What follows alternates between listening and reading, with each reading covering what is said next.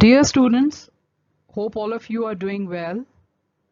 In the last two lectures, we have studied synthesis, degradation, and disorders associated with purines. In today's lecture, we're going to deal with metabolism of another important type of nucleotides called pyrimidine nucleotides.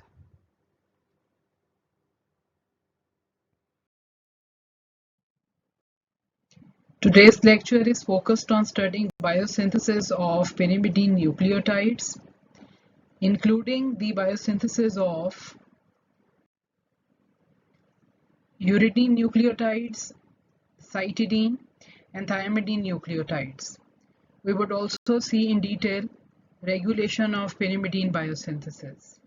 And in the last, we would emphasize upon mechanism of action of anti-neoplastic, anti-tumor, or anti-cancer agents or drugs.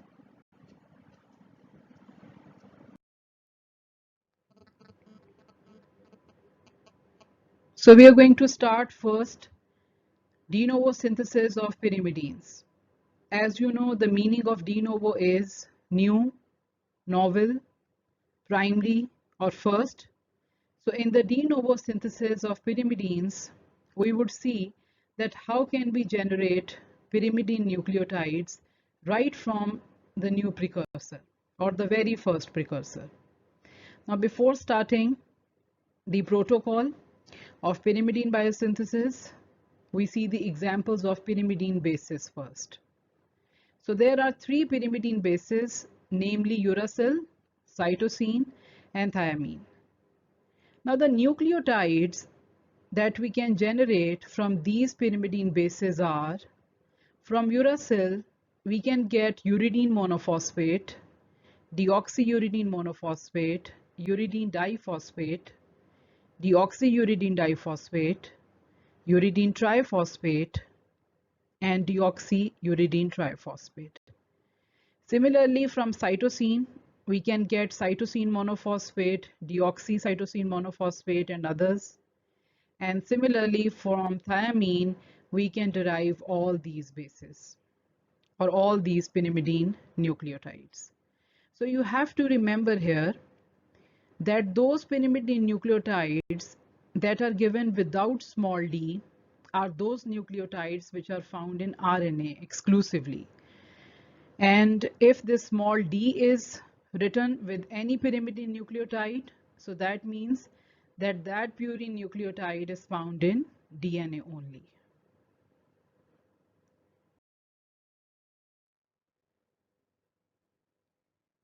For synthesizing purines, you know that we have to generate structure of ribose 5-phosphate first, which is donated by phosphoribosyl pyrophosphate, and then purine ring is constructed onto ribose 5-phosphate. But for synthesizing pyrimidines, pyrimidine ring is constructed first and then it becomes attached with ribose 5-phosphate. Now this is the pyrimidine ring that we are going to generate first, and then we would be loading this structure onto ribose 5-phosphate. So this is a 6-cornered ring in which carbons and nitrogens are derived from various sources. For example, these 3 carbons and this one nitrogen you can get from aspartic amino acid or aspartate. This nitrogen comes from amide nitrogen of glutamine amino acid, and this carbon of pyrimidine ring or pyrimidine nucleus is derived from carbon dioxide or bicarbonate.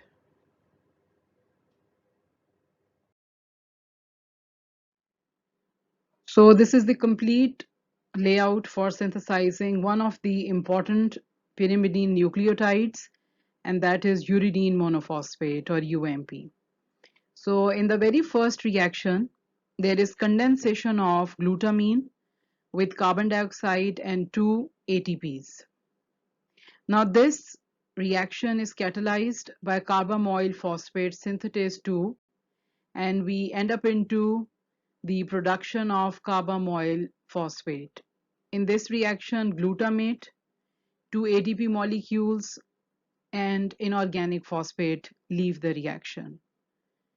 Now remember carbamoyl phosphate synthetase 2, which is also abbreviated as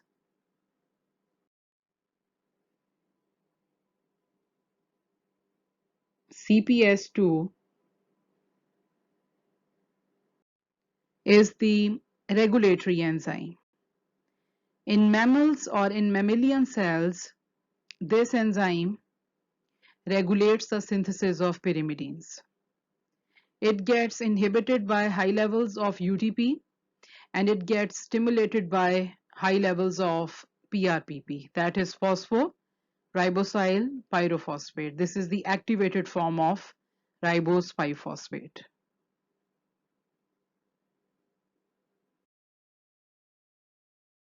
Now we see the differences between CPS2 and CPS1. This is carbamoyl phosphate synthetase 1 and this is carbamoyl phosphate synthetase 2. Now the cellular location for CPS1 is mitochondrion, while CPS2 resides in cytosolic compartment of the cell. Now CPS1 is involved in urea cycle and CPS2 is exclusively involved in pyrimidine synthesis. Now the source of nitrogen for CPS1 is ammonia or NH3, and for CPS2 this is gamma amide group of glutamine amino acid. For CPS1 there is simply one activator which is the regulator for CPS1, and that is N-acetyl glutamate, while the regulators for CPS2 are PRPP is its activator and UTP is its inhibitor.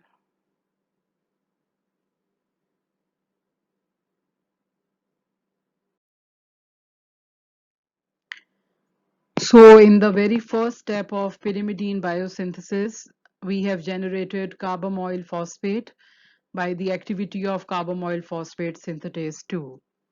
Now the second reaction is catalyzed by aspartate transcarbamylase, and carbamoyl phosphate gets converted to carbamoyl aspartate. In this reaction, aspartate enters and inorganic phosphate leaves. So this aspartate transcarbamylase enzyme, this is the regulatory enzyme in prokaryotes.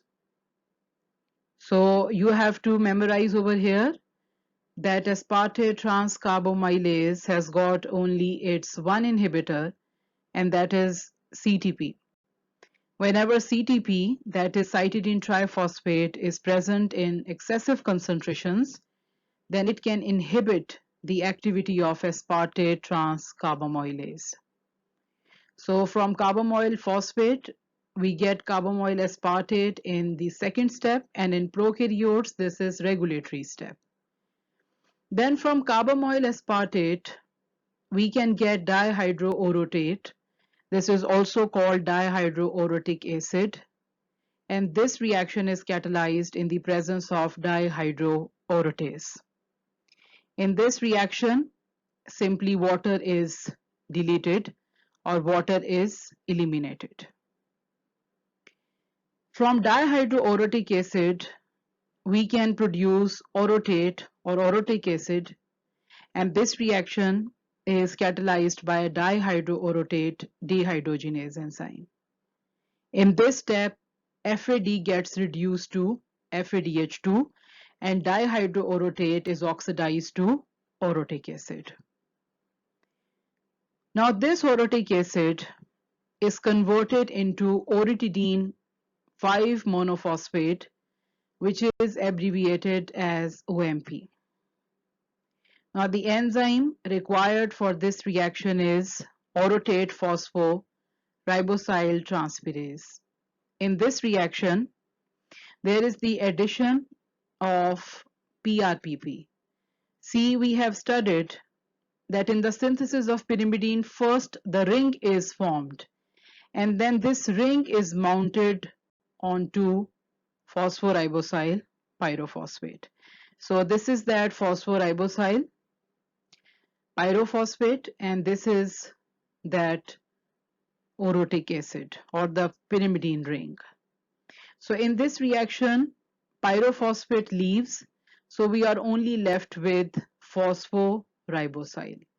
So the name of this structure is orotidine 5 monophosphate. In this structure, we have loaded the pyrimidine ring in the form of orotate or orotic acid onto ribose biphosphate derived from PRPP. Now, in the next reaction, there is decarboxylation. This carbon dioxide leaves this reaction and we are left with the new structure which is called uridine 5 monophosphate, and this is catalyzed by OMP or orotidine monophosphate decarboxylase enzyme. So this is the first pyrimidine nucleotide that we have generated from this protocol, and that is uridine 5 monophosphate. From this UMP, we can derive other pyrimidine nucleotides like that of cytosine and thiamine bases.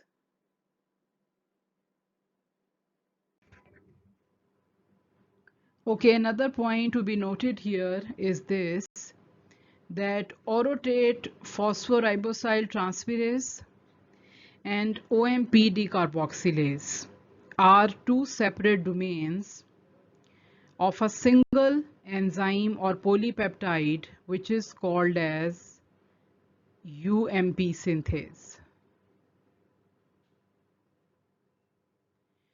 Since this enzyme generates UMP, so therefore this is called UMP synthase. So orotate phosphoribosyl transferase is the one domain of UMP synthase, and OMP decarboxylase is another domain of the same enzyme or the same polypeptide called UMP synthase. So these two domains altogether can result into the production of UMP.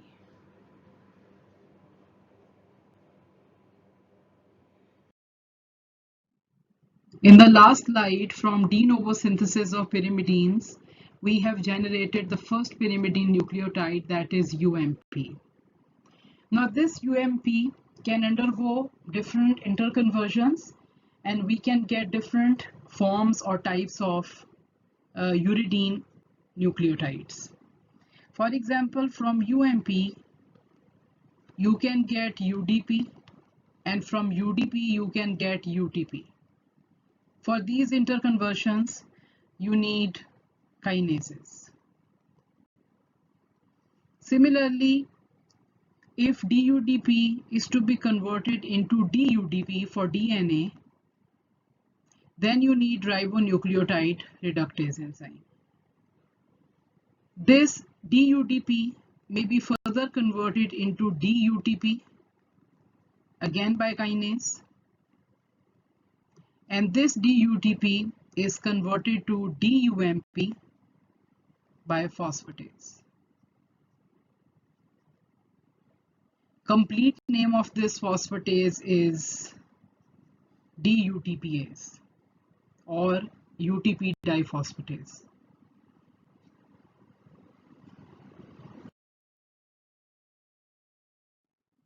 In this slide, we are going to see that how can we generate pyrimidine nucleotides like cytidine triphosphate other than uridine nucleotides.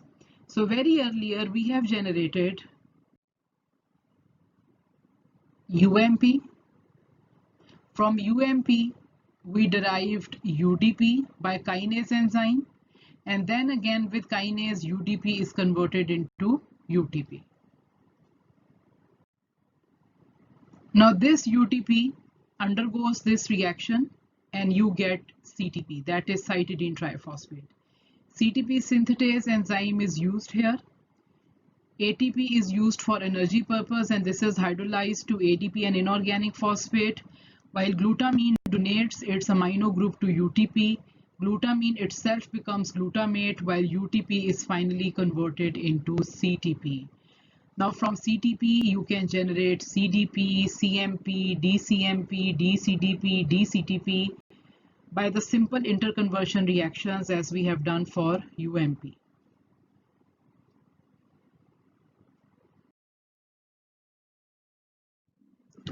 Now we are going to produce the third important pyrimidine nucleotide, which is called thymidine monophosphate or TMP. Since it is only found in DNA, therefore only its deoxy form exists. So for making DTMP, we need DUMP.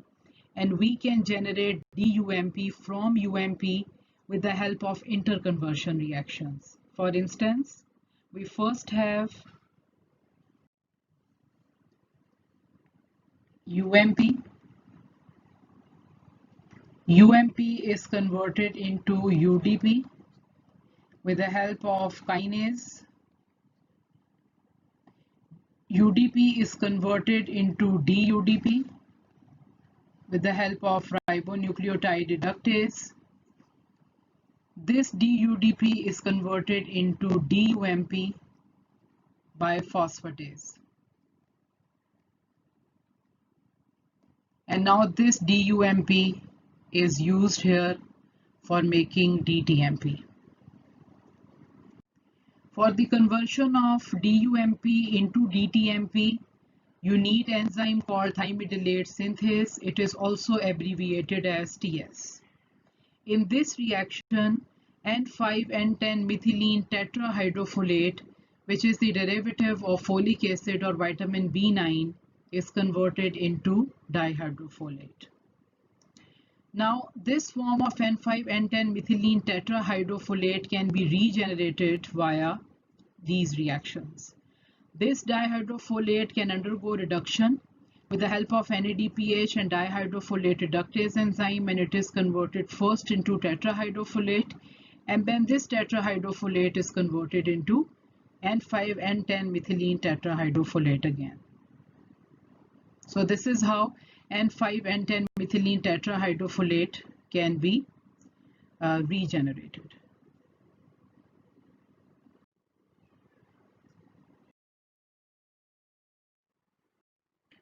On this slide, you can see the action of anti-neoplastic drugs. These are the drugs that work against the production of tumor or cancer cells. For example, if we want to inhibit the synthesis of DNA in tumor or cancer cells, we can block the synthesis of DTMP. If DTMP won't be formed, then DNA synthesis would be impaired, and hence we can kill cancer or tumor cells. For this purpose, we have a drug called 5-fluorouracil, which in the body is first converted into 5-fluorodeoxy-UMP, which is an inhibitor of thymidylate synthase.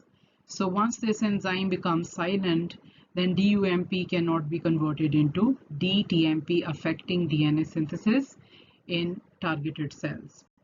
Similarly, methotrexate is another anti-cancer drug which can be used to target dihydrofolate reductase enzyme. It can inhibit the activity of this enzyme, and thus dihydrofolate cannot be converted into tetrahydrofolate, and thus N10 and 5-methylene tetrahydrofolate cannot be regenerated, and this reaction becomes stopped. So this is how we can control the growth of cancer and tumor cells by targeting this reaction with the help of these anti-neoplastic or anti-cancer drugs.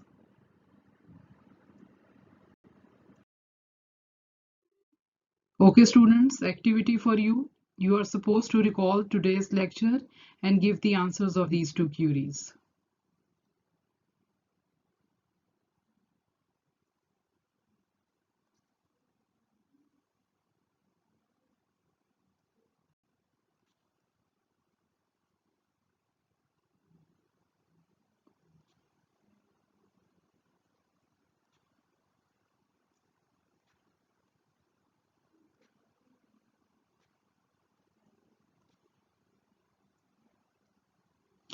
I'm going to reveal the answers.